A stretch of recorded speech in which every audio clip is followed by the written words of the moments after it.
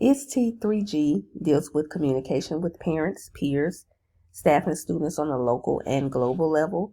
And so we were required to do a newsletter which talks about developing digital citizens in the 21st century learning environment.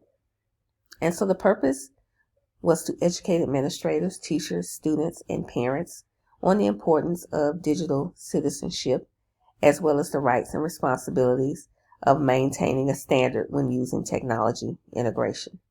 So in my newsletter, I will cover 21st century skills, digital citizenship, as well as ethical and social use of technology.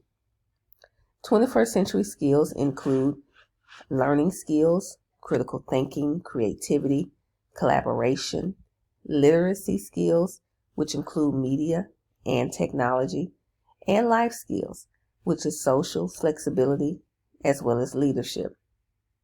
We know that 21st century skills are an integral part of digital citizenship and information literacy. These skills are needed to help teachers and students stay abreast of new technology, tools, and resources that become available so that it can enhance the learning process for academic success.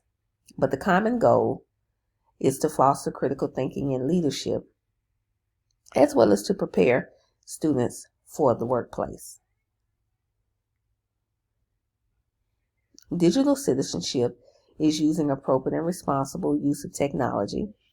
That means covering copyright, plagiarism, and the Fair Use Act. Students are very much aware of plagiarism, copyright, and that they cannot just use someone else's work as their own without the proper citation. The ethical and social uses of technology are respect. Students need to learn to respect their own privacy and others. So digital citizenship talks about how before they post, they need or self-reflect to be considerate about how their thoughts can impact others and how it can impact them down the road. These days, before you get hired for a job, they do check your social media pages. So that is important. Cyberbullying is another problem. And there are types of cyberbullying where you have drama, you have the hate, you have the offender, the bystander, the upstander, and those who escalate or be the instigator.